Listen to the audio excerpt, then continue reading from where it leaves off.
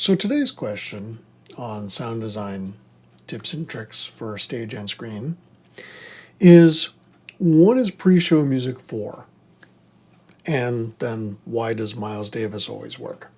Well, pre-show is just a bad idea. It's normally a bad idea that's poorly executed. It's good for if you want to sort of make the audience kind of disassociated from the play that's about to happen so that they're not really like engaged with the drama on stage, then yeah, just go and play some music. It'll tend to inure them to anything that might be happening. If that isn't your goal, then you might think about not having any pre-show. Pre-show's terrible. It's terrible for a lot of reasons. The arguments in favor of pre-show usually break down to, oh, but this is my favorite song. Or, oh, my iPod Shuffle's got such great tunes on it. It'll sound so good as pre-show. No, it won't. It won't for even more reasons. Your audience is, they're talking. So now they're just talking louder over your awful pre-show music. Your pre-show music does not say anything about the show as much as you'd like to think, oh, we've got all of them are sort of like lyrically unconnected. No, you know what? It's not.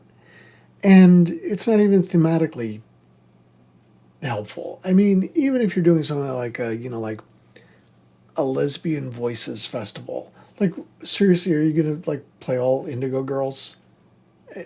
And what are you saying when you do that? It's just don't. There's okay, so there's some exceptions. If you're doing, your standard 18th century version of Twelfth Night, do you want to play some Mozart as the audience comes in? Maybe that might work. I did that once, and I snuck some Wagner in there, and I got into trouble.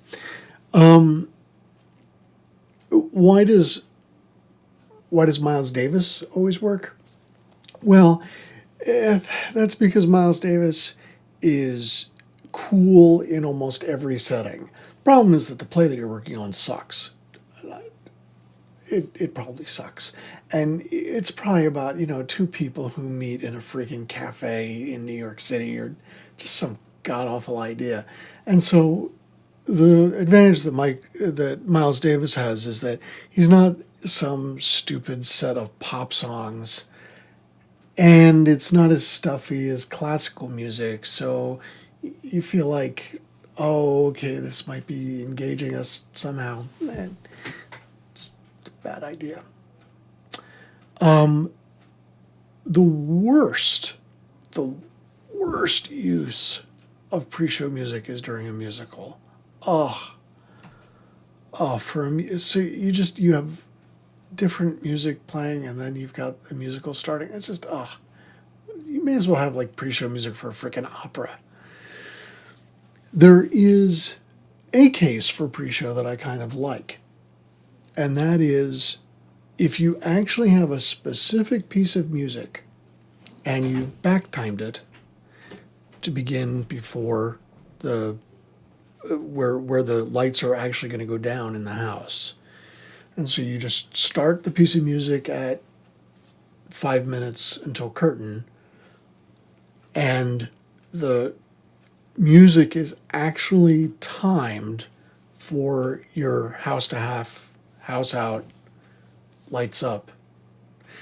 The problem with that is that the beginning of that piece of music is actually your first cue. So if it's 5 minutes long and you still got people like coming in the house and that kind of thing, your actors have to be already in standby. Everybody is the show has in fact started going. There's no more waiting if you start a cue like that, even though it looks like the sort of thing where the house is still open and the lights are up and people are still milling a bit.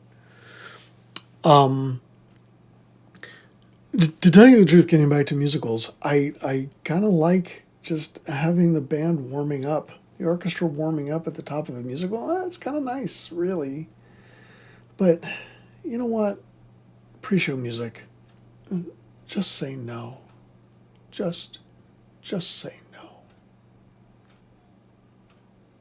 No.